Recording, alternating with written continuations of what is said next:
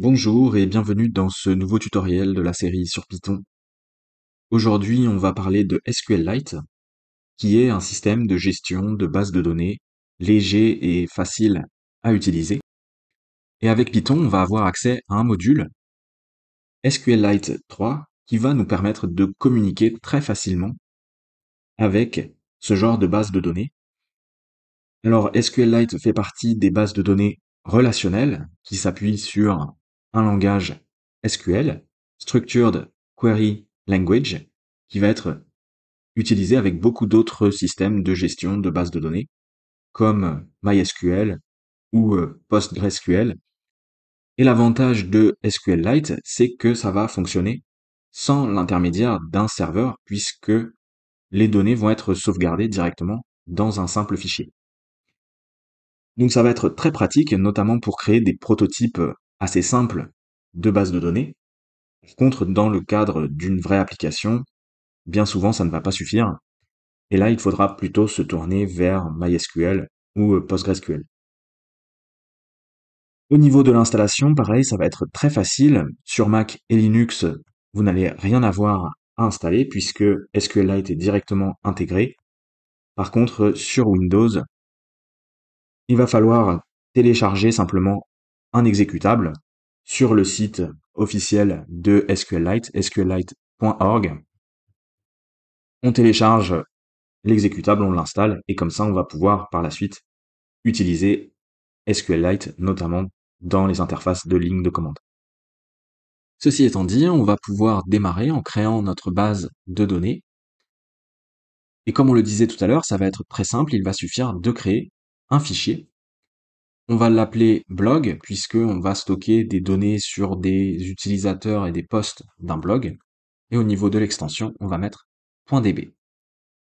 On a notre fichier qui est créé, et maintenant on va pouvoir établir une connexion à la base de données en utilisant la méthode connect sur le module SQLite 3. Et en argument, on va pouvoir renseigner le nom de notre fichier. On va stocker la connexion dans une variable.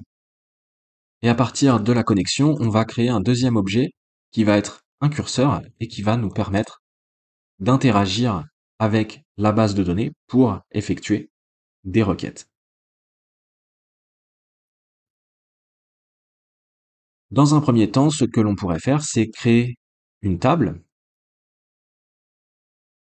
pour stocker, par exemple, des données sur des utilisateurs de notre blog. On va utiliser un bloc try except pour gérer les erreurs.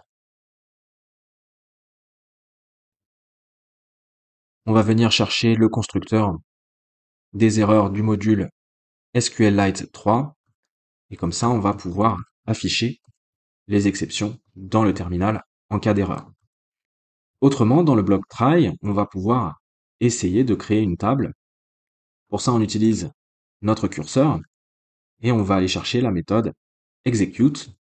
On va ouvrir une chaîne de caractères sur plusieurs lignes avec une paire de 3 guillemets. Et dans cette chaîne de caractères, on va pouvoir utiliser le langage SQL pour effectuer une requête. Alors, si vous n'êtes pas familier avec les langages SQL, vous allez voir que c'est très intuitif. Pour créer une table, on va simplement mettre create table. Ensuite, on pourrait rajouter une condition de manière à créer la table uniquement si elle n'existe pas déjà. Et on va renseigner le nom de notre table. Dans cette table, on va stocker des données sur des utilisateurs, alors on va l'appeler users. On va ouvrir des parenthèses. Et on va pouvoir, entre les parenthèses, renseigner les différents champs de notre table. On va créer un premier champ ID pour les identifiants de nos utilisateurs. Au niveau du type de données, ça va être des nombres. Et ici, on va rajouter une contrainte spécifique, clé première, qui va faire en sorte que nos identifiants soient toujours non nuls et uniques, et ça va nous permettre d'avoir un moyen d'accéder à nos utilisateurs de notre table sans aucun équivoque, toujours de manière unique. Et donc on sait que grâce à l'identifiant, on pourra toujours récupérer un utilisateur. C'est ça que ça veut dire clé première, et c'est quelque chose que l'on peut utiliser une seule fois par table. Et en général, on l'utilise bien souvent avec les identifiants. On pourrait rajouter également auto increment, qui va faire en sorte que les identifiants soient auto-incrémentés. Autrement dit, on n'aura pas besoin de fournir de valeur pour les identifiants.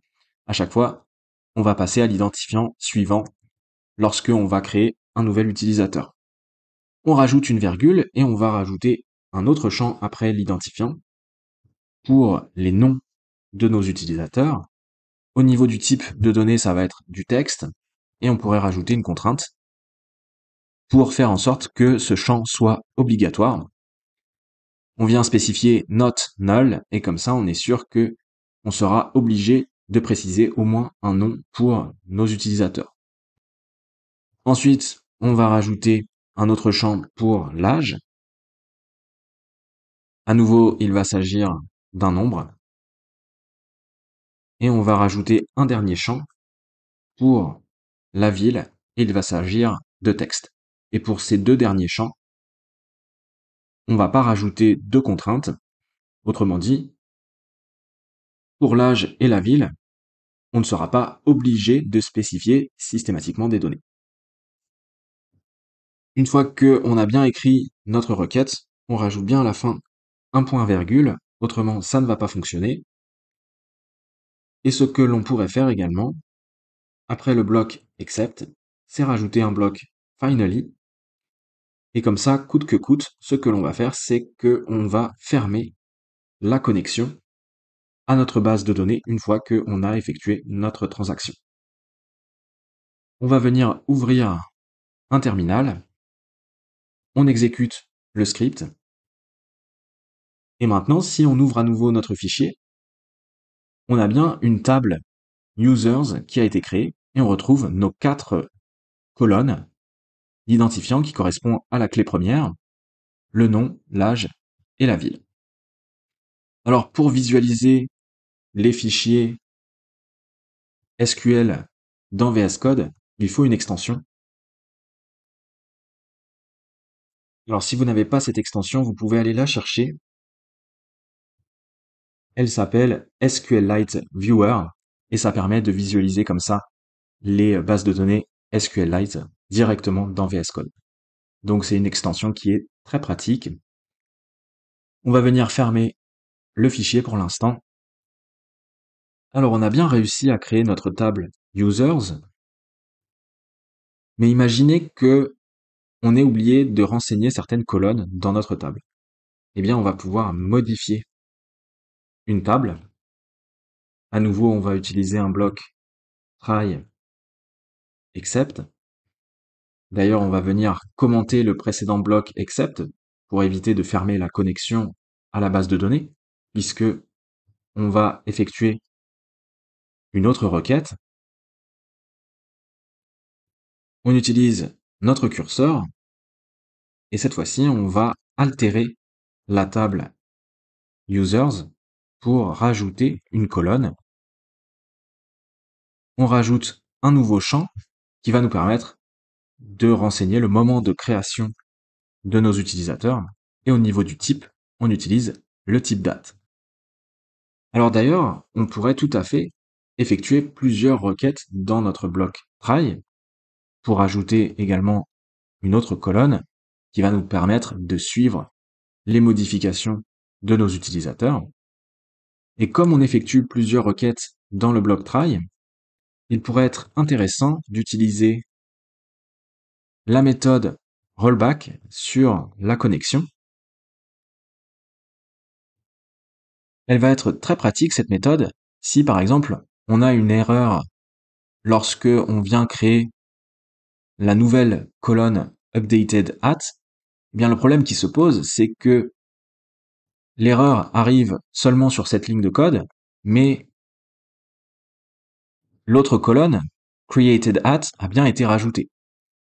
Alors, ce que l'on peut faire pour annuler toutes les modifications et défaire toutes les requêtes qui ont été effectuées, eh bien, c'est utiliser la méthode rollback. Et comme ça, tout se passe comme si aucune requête n'avait été effectuée en cas d'erreur. On lance notre script, on retourne dans notre table, users, et on a bien deux nouvelles colonnes qui ont été rajoutées de type date.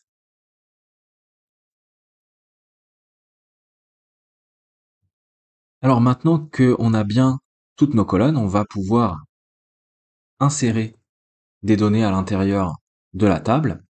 À ce stade, la connexion est fermée, alors on va recréer rapidement une connexion. Et pour insérer les données, on utilise toujours la méthode execute. On va ouvrir une chaîne de caractères sur plusieurs lignes et on va insérer à l'intérieur de la table users. On va commencer par spécifier les différents champs qui nous intéressent.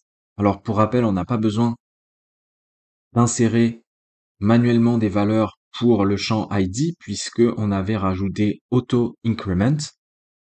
Alors on va prendre les champs suivants: name, age, city et created at.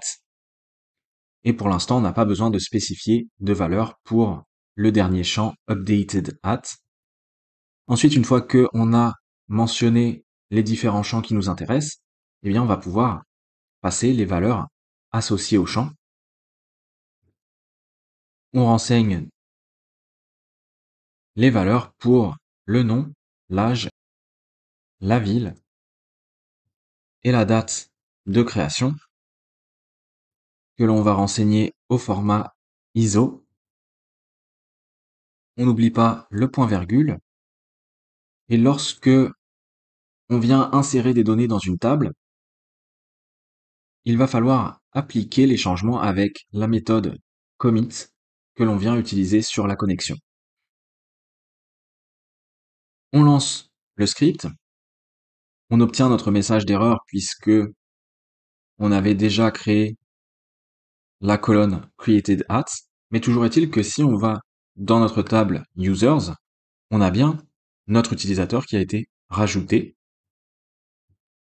L'identifiant a été créé automatiquement, et ensuite on a nos différentes valeurs. Et bien sûr, pour le champ updated at, pour l'instant, on a toujours une valeur qui est nulle. Et on va pouvoir insérer plusieurs utilisateurs dans une table en même temps. Alors on va venir commenter cette partie.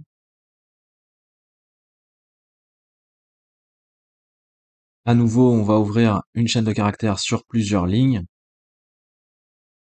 pour insérer des utilisateurs dans notre table users. On va reprendre les mêmes champs que précédemment.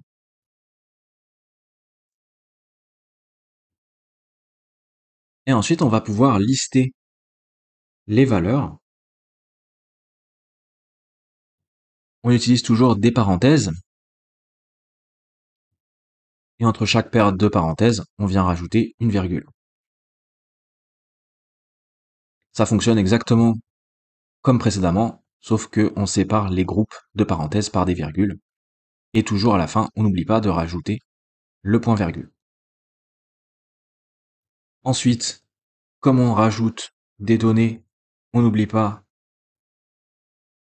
de sauvegarder les changements avec la méthode commit. On exécute le script, et si on retourne dans notre table users, cette fois-ci, on a bien 6 utilisateurs dans notre table, et on remarque que à chaque fois, l'identifiant est bien auto-incrémenté, on passe à chaque fois à la valeur suivante. Tout fonctionne correctement. Pour la suite, on va pouvoir commenter cette partie. Et maintenant, on va pouvoir passer à la mise à jour des données d'une table. Par exemple, si on souhaite modifier le nom d'un de nos utilisateurs, on va pouvoir exécuter une nouvelle requête. Et cette fois-ci, on va mettre à jour la table users. On va modifier le nom et on va passer une nouvelle valeur. Et on va faire ça pour l'utilisateur qui possède l'identifiant 4, par exemple. Comme précédemment, il va falloir appliquer les changements avec la méthode commit sur la connexion. Si on regarde dans la table users, pour l'instant, l'utilisateur avec l'identifiant 4 s'appelle Jade. Et si on exécute le script, lorsque on retourne dans la table, on a bien Yanis au niveau du nom pour l'utilisateur avec l'identifiant 4.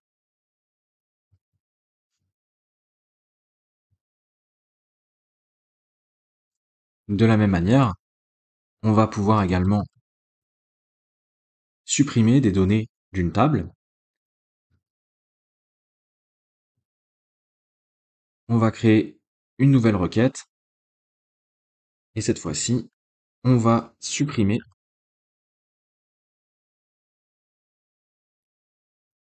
à partir de la table users. Et à nouveau, on utilise la clause where et on va venir chercher notre utilisateur de manière univoque grâce à la clé première qui est l'identifiant et on va supprimer l'utilisateur avec l'identifiant 5 par exemple. Comme précédemment, il faut toujours appliquer les changements en utilisant la méthode commit. Sur la connexion, on lance le script et si on retourne dans la table, on a bien notre utilisateur avec l'identifiant 5 qui a disparu.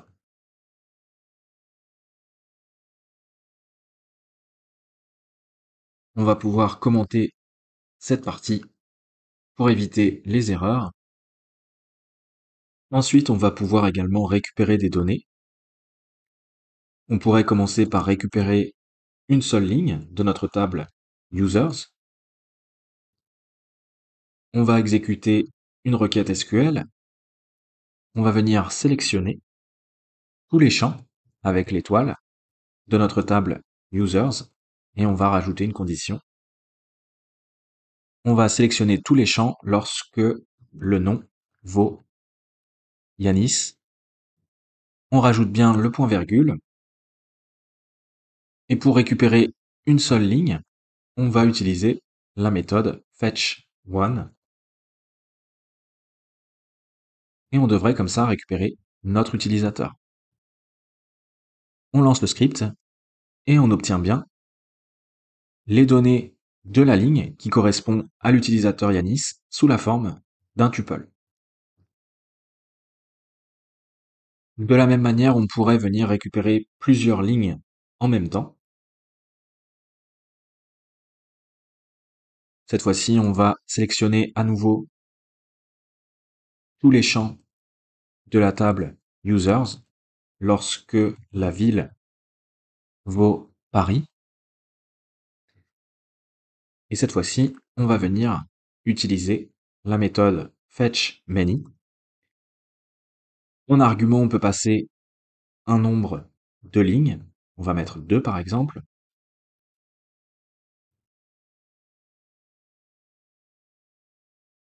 Et on devrait comme ça récupérer plusieurs utilisateurs. On lance le script et on obtient bien une liste avec les 2 premiers utilisateurs de notre table qui ont pour ville Paris. Autrement, on pourrait récupérer toutes les lignes qui correspondent au résultat. Alors on va venir reprendre la requête précédente. Et cette fois-ci, on va utiliser la méthode fetchAll.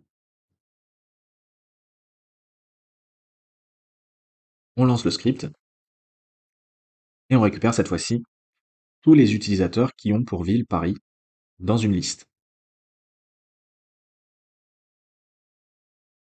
Une autre chose à laquelle il va falloir faire très attention lorsque on manipule des langages SQL, ce sont les injections SQL, qui vont permettre à des personnes mal intentionnées de détourner des requêtes SQL. Alors on va montrer un exemple, on va rajouter un input qui va nous permettre de récupérer le nom d'un utilisateur. On va stocker la valeur associée dans une variable, et ensuite on va construire une requête SQL en utilisant une fstring. On va sélectionner tous les champs de la table users lorsque le nom vaut la valeur de la variable que l'on récupère à partir du terminal. On va stocker la requête dans une variable, et ensuite, comme d'habitude, on va exécuter la requête, et on va pouvoir récupérer notre utilisateur que l'on va afficher dans le terminal. On exécute le script, on a bien notre prompt, et ici on pourrait renseigner le nom d'un utilisateur, et on récupère bien comme ça la ligne de la table associée à ce nom d'utilisateur.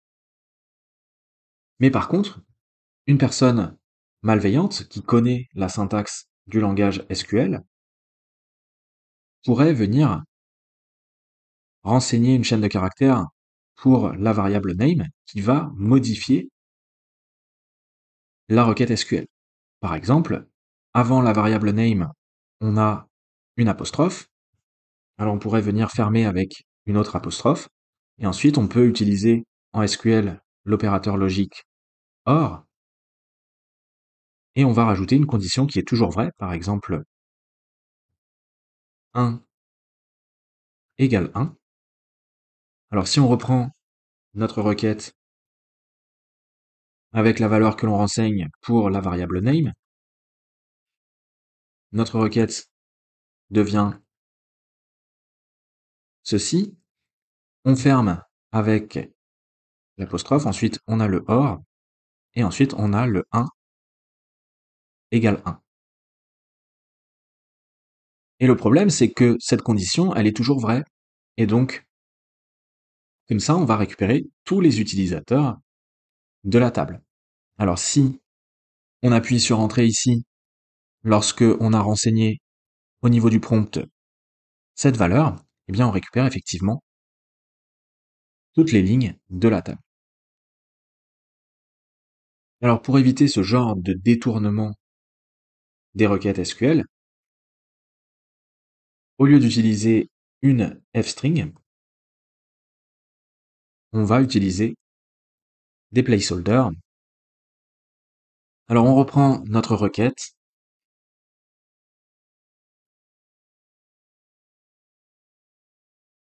et cette fois-ci, au lieu de passer directement la variable, on va utiliser un placeholder, le point d'interrogation, et ensuite en deuxième argument de la méthode execute, on va pouvoir passer notre variable dans un tuple,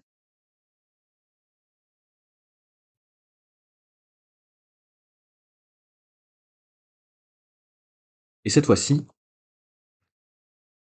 l'injection SQL ne devrait plus fonctionner. Alors on va venir commenter le code précédent, on lance le script, on a toujours notre prompt, on va essayer à nouveau de renseigner l'injection SQL, avec toujours la condition 1 égale 1, et vous voyez que on ne récupère aucun utilisateur, on a une liste vide. Donc on a bien réussi à empêcher l'injection SQL grâce à ce procédé. Alors il existe également une autre manière de faire.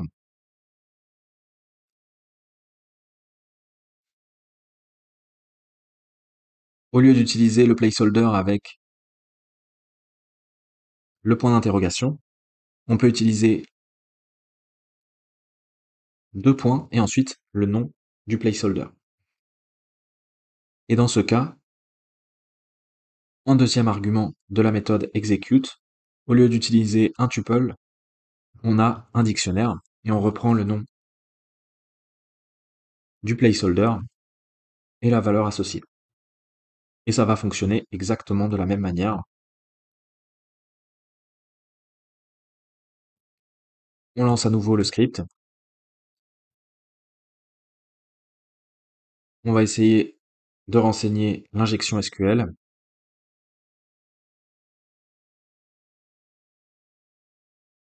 Et on voit que, à nouveau, ça ne fonctionne pas. Donc on a la possibilité soit d'utiliser le point d'interrogation au niveau du placeholder, ou bien d'utiliser un placeholder nommé avec les deux points. Alors avec l'injection SQL, on a vu l'utilisation de l'opérateur logique OR, mais il existe aussi d'autres clauses, comme like, and, or, in, etc. Alors on va montrer quelques exemples de requêtes légèrement plus complexes qui utilisent notamment ces clauses. Ici, on pourrait sélectionner tous les utilisateurs pour lesquels l'âge est inférieur à 30. On va venir récupérer toutes les lignes qui correspondent à la requête avec la méthode fetch all. On lance le script et dans ce cas, on récupère le seul utilisateur pour lequel l'âge est inférieur à 30. Autre exemple, on va sélectionner tous les utilisateurs de la table users, sauf que cette fois-ci, on va les ordonner par leur nom de manière ascendante.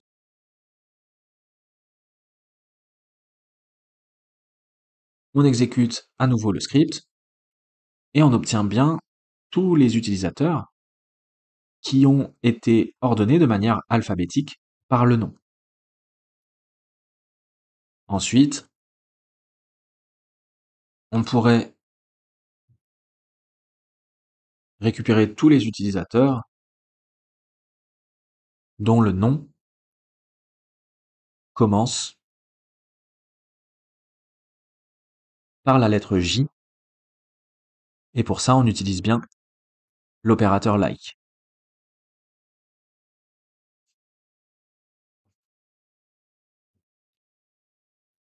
On lance le script et on obtient notre utilisateur qui s'appelle Justin. Autre exemple, on va sélectionner tous les utilisateurs de la table users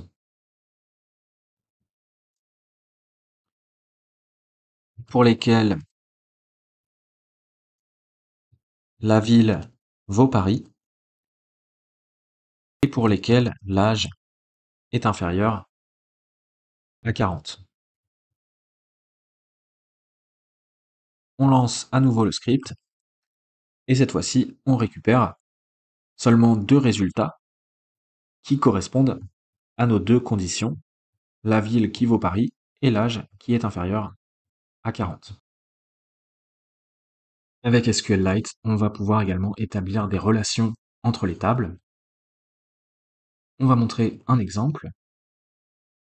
Dans un premier temps, on va venir créer une nouvelle table, si elle n'existe pas déjà.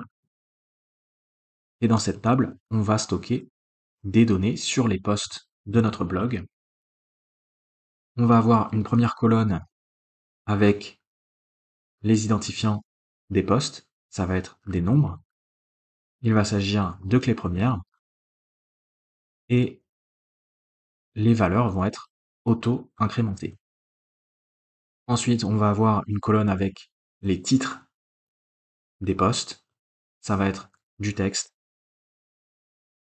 et il va s'agir d'un champ obligatoire. Pareil pour le contenu des posts. On va avoir également une colonne pour la date de création. Et pour établir un lien entre nos posts et nos utilisateurs, on pourrait rajouter une colonne User ID dans laquelle on va mettre les identifiants des utilisateurs qui ont créé les posts. Pour que tout fonctionne correctement, il va falloir spécifier que cette colonne User ID va être une clé étrangère qui va référencer la table Users au niveau de la colonne ID de la table Users. Et voilà comment on va créer une relation entre notre table Posts et notre table Users en utilisant la clé étrangère.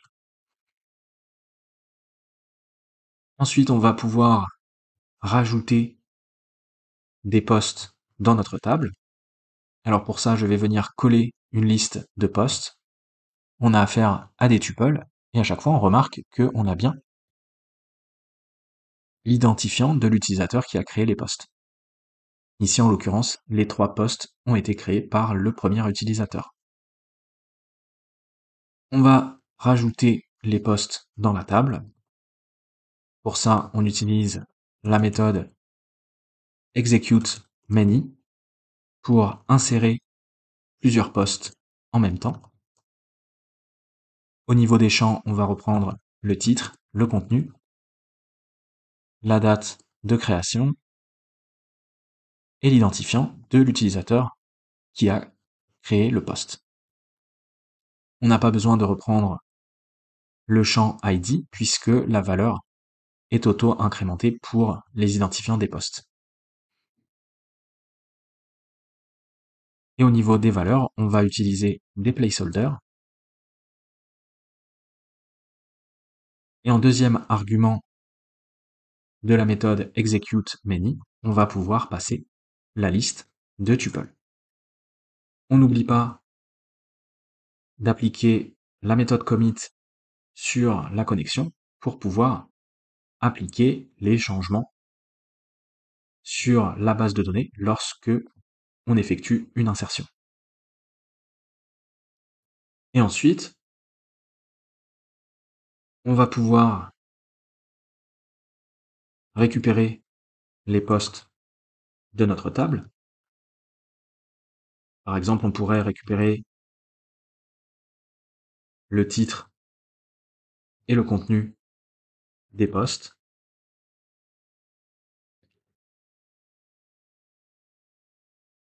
Et l'avantage, c'est que comme on a établi une relation entre la table posts et la table users grâce à la clé étrangère, eh bien, on va pouvoir ici créer une jointure.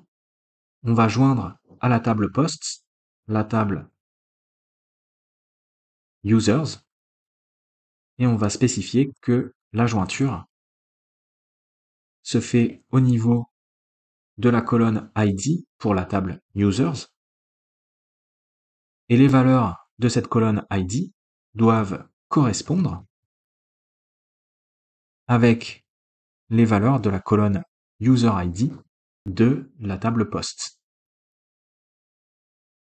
Et comme ça, on va pouvoir non seulement récupérer des informations sur les posts, mais on va pouvoir également récupérer des informations sur les utilisateurs qui ont créé les posts.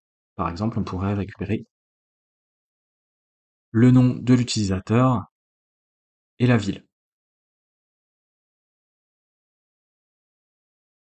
Ensuite, on va utiliser la méthode fetchAll pour récupérer toutes les lignes qui correspondent à la requête. On va venir boucler sur les lignes pour les afficher dans le terminal. On exécute le script et on récupère bien nos différents posts et on a également le nom et la ville de l'utilisateur qui a créé le post. On va juste revenir en arrière rapidement pour commenter cette partie afin d'éviter d'insérer à chaque fois des nouveaux posts dans la table. Et maintenant, on va pouvoir parler des fonctions, puisque naturellement, dans un programme, en général, on ne va pas exécuter directement des requêtes SQL. On va plutôt exécuter les requêtes SQL à partir de fonctions, comme ça on va pouvoir réutiliser les requêtes. Alors on va montrer quelques exemples. On va commencer par créer une première fonction qui va nous permettre d'insérer des utilisateurs dans notre base de données. En paramètre, on va passer un utilisateur qui va être un dictionnaire. On va utiliser un bloc try except. En cas d'erreur, on va venir afficher le message d'erreur. Et surtout, on va venir appliquer la méthode rollback sur la connexion pour annuler toutes les transactions qui ont été effectuées dans le bloc try. Au niveau du bloc try, on va écrire une requête SQL pour insérer à l'intérieur de la table users. On va reprendre les champs qui nous intéressent.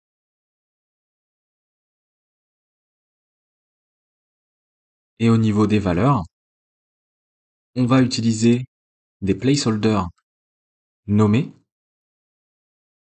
Et comme ça, en deuxième argument de la méthode execute, on va pouvoir passer directement notre dictionnaire user. Et comme les clés du dictionnaire user vont correspondre avec les noms des placeholders, ça va fonctionner directement. Puisque on effectue une insertion, on n'oublie pas d'appliquer la méthode commit sur la connexion pour appliquer les changements sur notre base de données. Ensuite, on va venir coller des dictionnaires qui représentent des utilisateurs. Et maintenant, on peut utiliser notre fonction pour insérer des nouveaux utilisateurs dans notre table. Si on retourne dans notre fichier, on a bien 2 nouveaux utilisateurs qui ont été insérés. On va commenter ces 2 lignes de code pour éviter d'insérer à chaque fois des nouveaux utilisateurs dans la table. Et ensuite, on va pouvoir définir une nouvelle fonction qui va nous permettre de récupérer un utilisateur par son nom d'utilisateur. En paramètre, on passe bien le nom d'utilisateur. Et simplement, on va exécuter directement une requête pour sélectionner toutes les lignes de la table users lorsque le champ nom équivaut au nom d'utilisateur que l'on a passé en paramètre de notre fonction. On va récupérer tous les résultats avec la méthode fetchAll qui devrait nous récupérer les résultats sous la forme d'une liste et on va retourner cette liste. On pourrait tester notre fonction. On passe en argument un nom d'utilisateur et on va venir afficher l'utilisateur dans le terminal. Et on récupère bien notre utilisateur qui s'appelle Lisa. Autre exemple, cette fois-ci, on va définir une fonction qui va permettre de mettre à jour l'âge d'un utilisateur. En premier paramètre, on va passer l'utilisateur que l'on souhaite modifier. Et en deuxième paramètre, on va passer l'âge. Et cette fois-ci, au lieu d'utiliser un bloc try except comme on l'avait fait précédemment, on va plutôt utiliser le contexte manager avec la connexion. Et comme ça, Python va gérer directement pour nous les erreurs avec le rollback et il va gérer également le commit si la requête s'exécute correctement. Donc, grâce au contexte manager, on va pouvoir économiser quelques lignes de code. Et en définitive, on aura juste à renseigner la requête SQL. Au niveau de la requête, on va venir mettre à jour la table users et on va modifier l'âge. On va utiliser un premier placeholder et ensuite il va falloir trouver l'utilisateur que l'on souhaite modifier. Alors on va venir chercher l'utilisateur par son nom. Et ensuite, en deuxième argument de la méthode execute, on va pouvoir passer un dictionnaire. On va reprendre notre premier placeholder et au niveau de la valeur, on va venir chercher le paramètre âge de notre fonction. Et pour le deuxième placeholder, on va venir chercher la valeur dans le dictionnaire user qui est passé également en paramètre de la fonction et qui devrait avoir une clé name. On va pouvoir tester la fonction. On passe en argument l'utilisateur 1 et on vient modifier l'âge. On exécute le script. Et si on retourne dans notre fichier, on voit que l'utilisateur qui s'appelle Misa a bien un âge qui est désormais fixé à 42.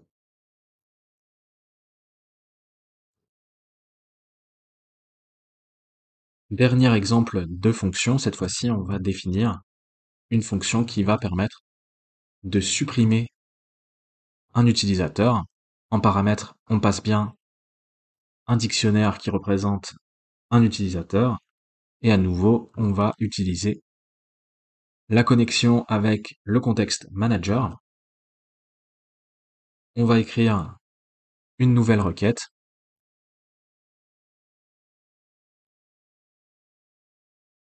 Et cette fois-ci, on va supprimer à partir de la table users et on va venir chercher l'utilisateur par son nom.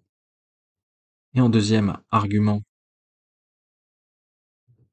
de la méthode execute, on va venir renseigner un dictionnaire. On reprend le placeholder et on va chercher la clé qui correspond dans le dictionnaire que l'on a passé en paramètre de la fonction.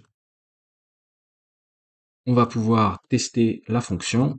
En argument, on va passer le deuxième utilisateur que l'on avait créé tout à l'heure. On exécute le script. Et si on retourne dans notre table, on a bien supprimé le 8e utilisateur de la table.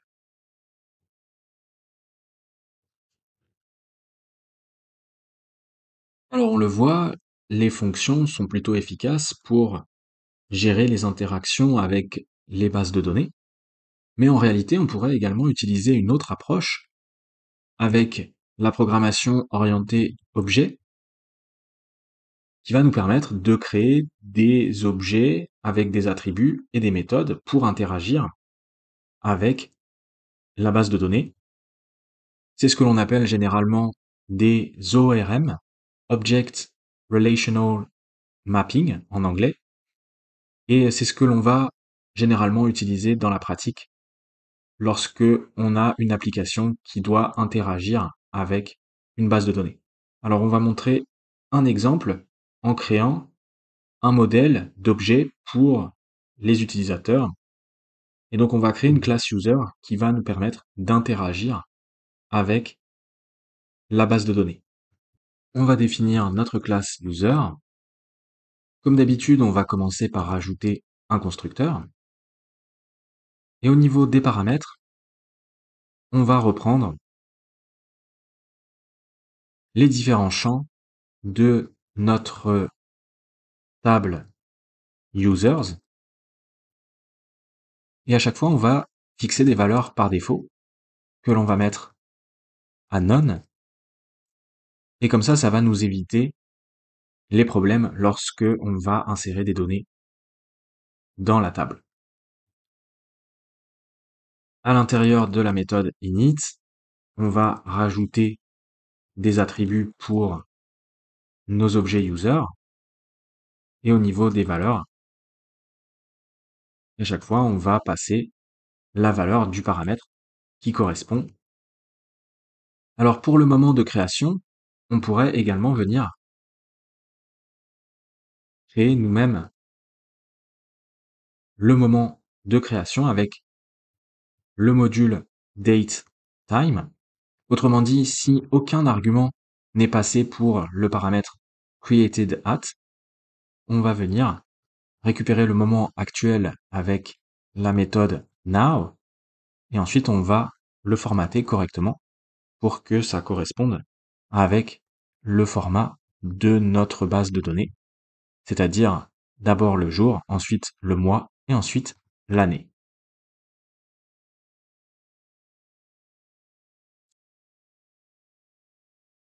À ce stade, on est en capacité de créer des objets user. Mais pour l'instant, on ne peut pas encore interagir avec notre base de données. Alors on va créer un objet user. Comme on a utilisé des arguments nommés avec des valeurs par défaut, dans le constructeur, on peut se contenter de renseigner le nom, ensuite l'âge et la ville par exemple. Et ensuite, on va définir une autre méthode qui cette fois-ci va nous permettre d'interagir avec la base de données.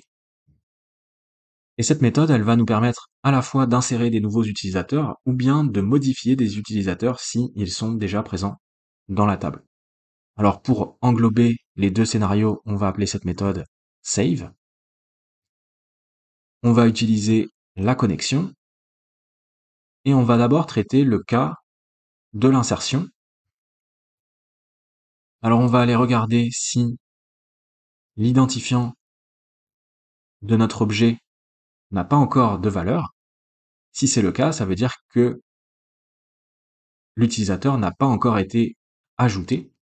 Alors on va le faire, on prend le curseur et on va écrire une requête SQL pour insérer à l'intérieur de la table users. On va reprendre les champs qui nous intéressent. Au niveau des valeurs, on va utiliser des placeholders.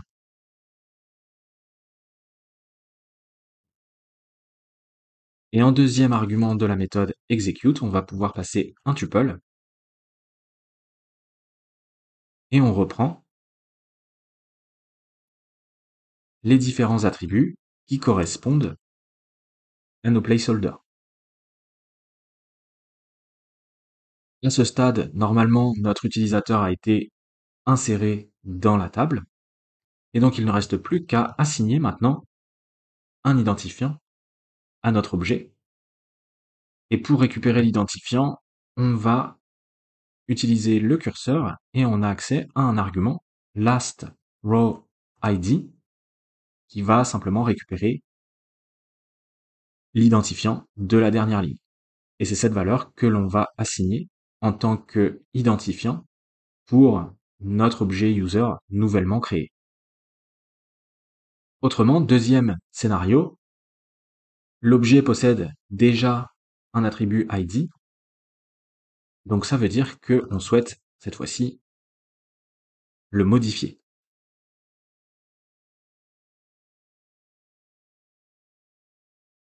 On écrit une nouvelle requête SQL et cette fois-ci, on va mettre à jour la table users.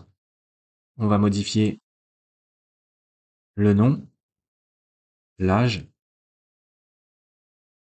la ville et le moment de création.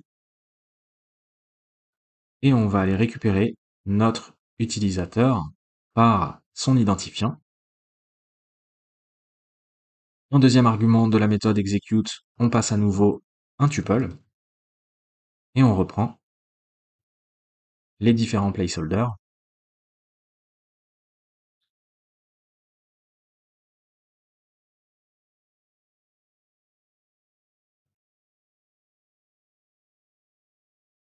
On n'oublie pas de rajouter le point virgule au niveau de la requête SQL et on vérifie bien que les attributs que l'on vient passer dans le tuple sont bien dans le bon ordre par rapport à nos placeholders.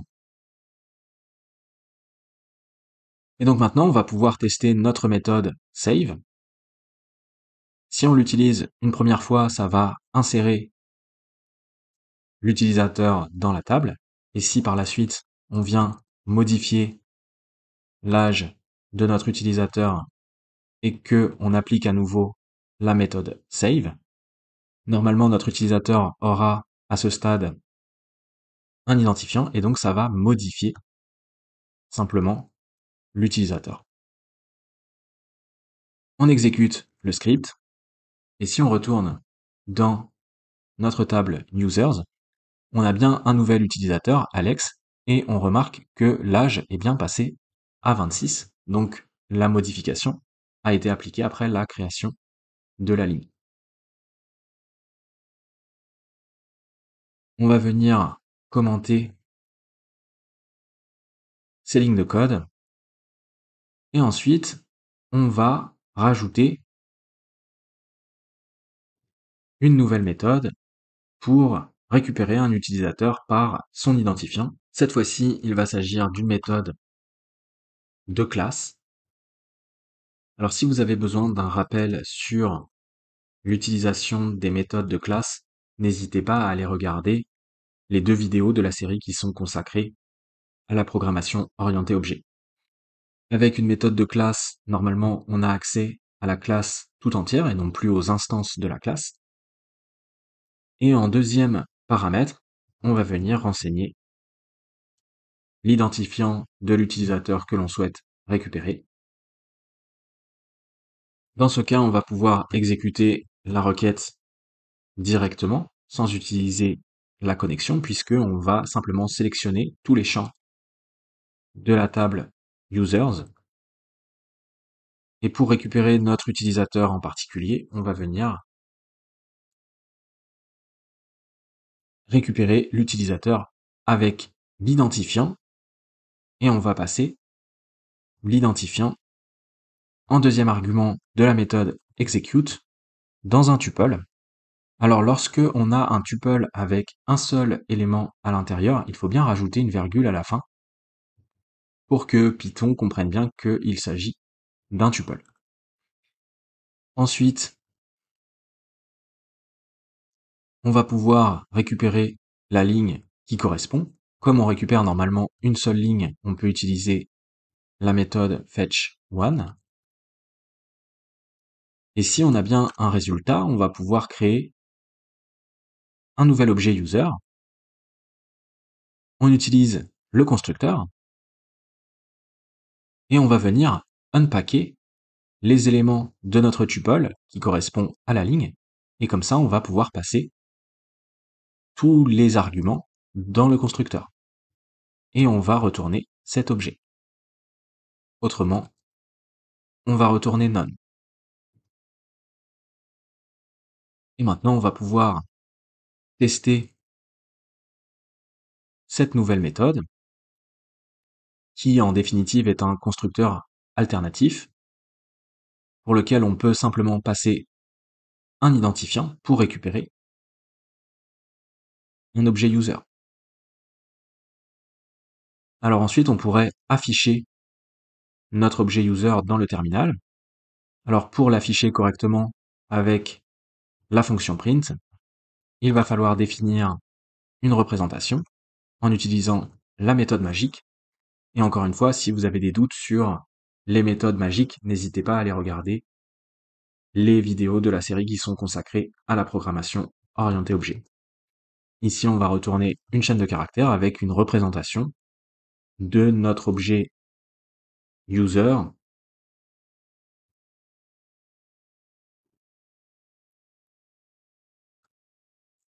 On va afficher l'identifiant, le nom et l'âge par exemple. On exécute le script et on récupère bien notre utilisateur qui a l'identifiant 2. Alors de la même manière, on pourrait également créer une méthode pour récupérer tous les utilisateurs.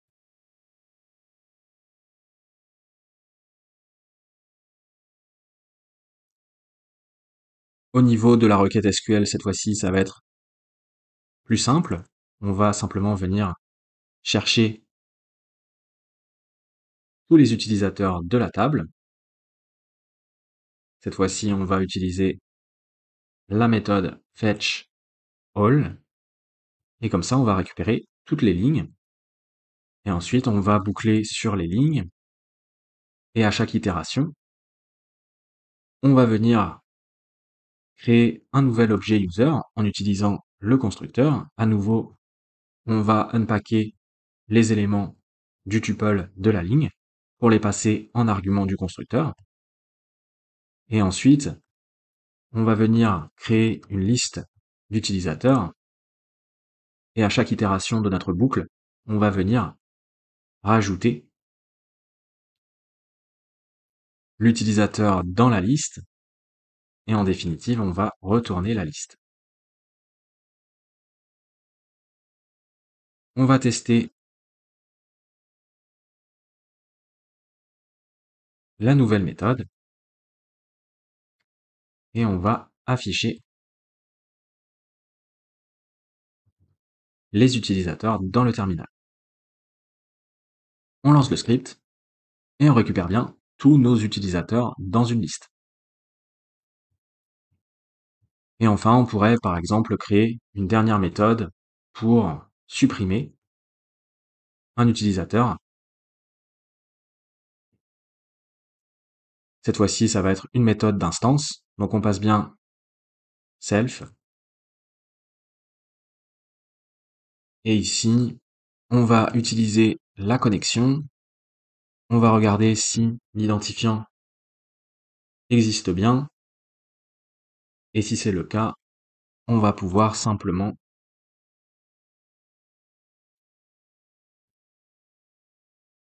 supprimer un utilisateur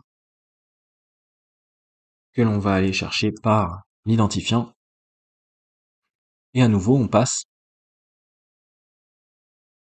l'identifiant dans un tuple en deuxième paramètre de la méthode execute. Et on va tester la méthode sur notre utilisateur 2.